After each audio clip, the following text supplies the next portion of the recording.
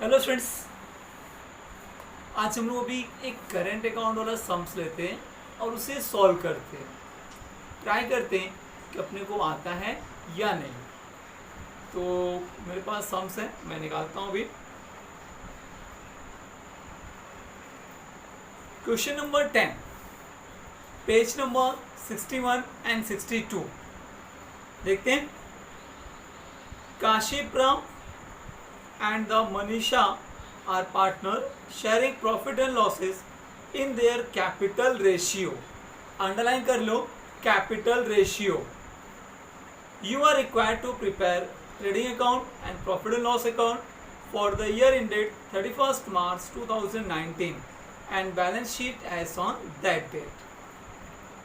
Sundry debtors, assets, purchase, trading, furniture, assets, plant and machinery, assets, wages, trading, salaries, profit and loss, discount, profit and loss, bills receivable, assets, carriage outward,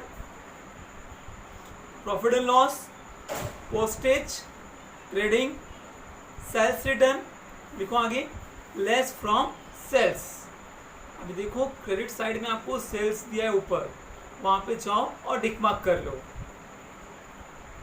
cash in hand assets, cash at bank assets, insurance profit and loss, opening stock trading, trade expense profit and loss, warehouse rent profit and loss, advertisement profit and loss, building assets. Debit side complete.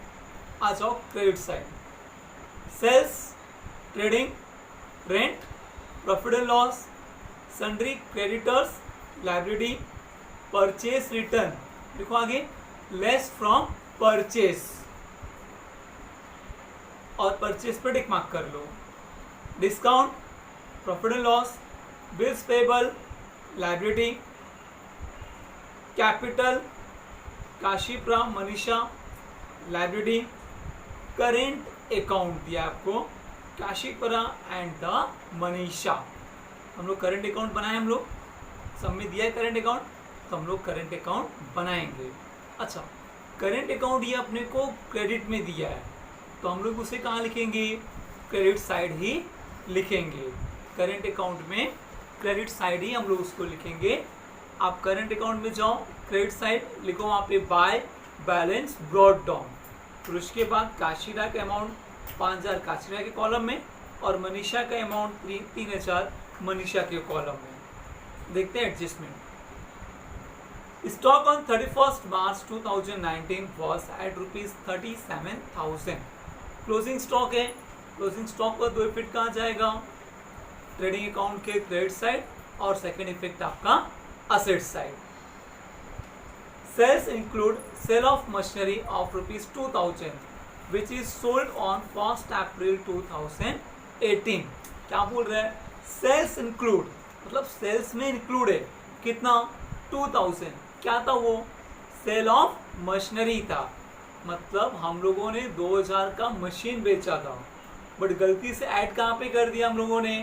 Sales में add कर दिया है। तो अब क्या करोगे आप लोग?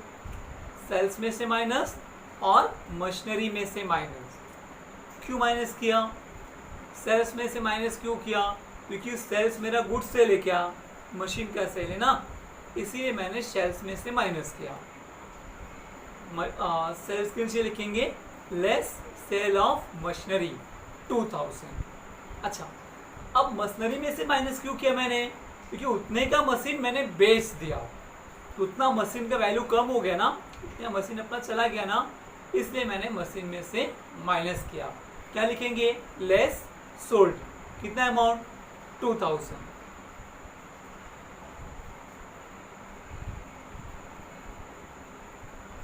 इसके बाद depreciation on fix assets at 5% per annum.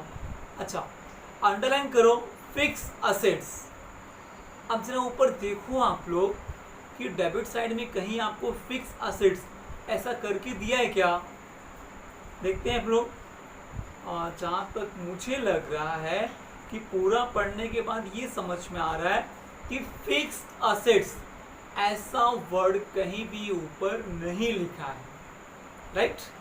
Fixed assets ये वर्ड ऊपर कहीं भी नहीं लिखा है, लेकिन अपने को फिक्स्ड असेट्स पे डेप्रिसिएशन चार्ज करना है।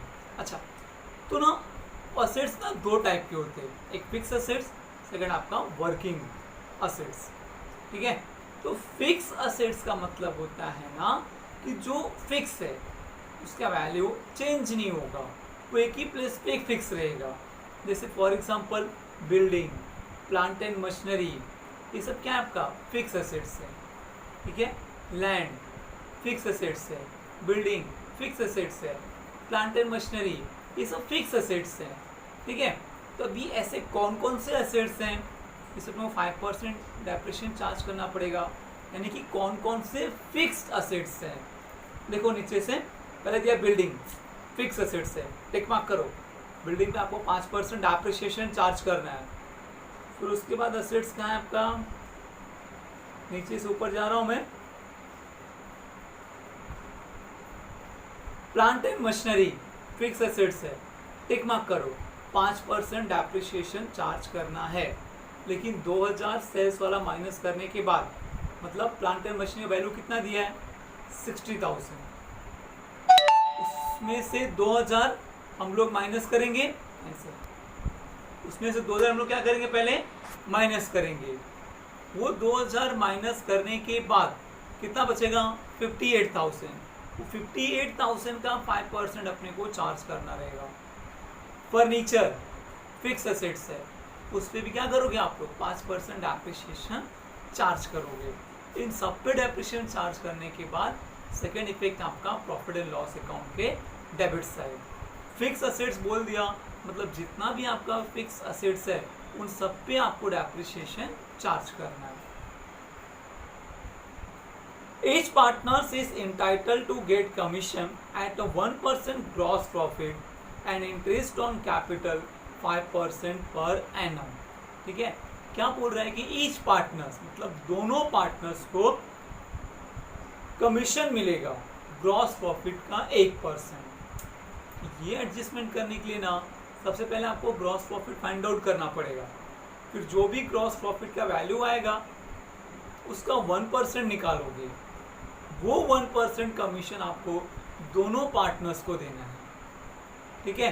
तो उसका इफेक्ट कहाँ कहाँ जाएगा, फर्स्ट इफेक्ट करेंट अकाउंट के क्रेडिट साइड, फर्स्ट इफेक्ट कहाँ जाएगा करेंट अकाउंट के credit side.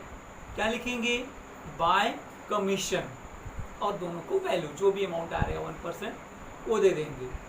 Second effect profit and loss account के डेबिट साइड, क्या लिखेंगे टू कमीशन, उसके नीचे पार्टनर्स का नाम और फिर वैल्यू। अच्छा, अब क्या बोल रहे हैं interest on capital 5% per annum, capital पे इंटरेस्ट बोल रहा है, तो कैपिटल में प्लस करेंगे ना, नहीं, यहाँ पर हम लोगों ने करेंट अकाउंट बनाया है, तो जो जो कैपिटल में प्लस होता है वो सब कहाँ आएगा करेंट अकाउंट के क्रेडिट साइड।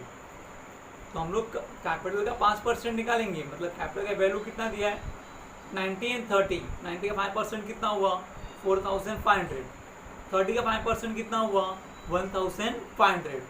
इसे कहाँ लिखोगे करेंट अकाउंट के क्रेडिट साइड, क्या लिखोगे बाय इंटरेस्ट ऑन कैपिटल, फिर उन दोनों का वैल्यू मतलब काशीपुरा का 4,500 और मनीषा का 1,500। सेकेंड इफेक्ट कहाँ जाएगा प्रॉफिट एंड लॉस अकाउंट के डेबिट साइड, क्या लिखोगे टू इंटरेस्ट ऑन कैपिटल, फिर नीचे पार्टनर्स का नाम और उसका value. Outstanding expenses wages 2,000, salary 500, जाओ पर टिक मार्क करो वेजेस पे, टिक मार्क करो सैलरीज पे। क्या करेंगे आउटस्टैंडिंग है plus, right, add to expenses and second effect आपका लायबिलिटी, मतलब वेजेस में 200 प्लस करेंगे, सैलरी में 500 प्लस करेंगे, और सेकेंड इफेक्ट आपका liability side. Create provision for doubtful debts 3% on sundry debtors, अपने को सन्नी डेटर्स पे आरडीडी क्रिएट करना, वो भी कितना 3%, राइट। तो डेटर्स पे जाओ, डेटर्स की वैल्यू क्या है देखो, और उस पर 3% चार्ज करो, वहाँ पे माइनस करो, लेस न्यू आरडीडी, और बैड डेट्स में प्लस कर दो प्रॉफिट एंड लॉस के डेबिट साइड।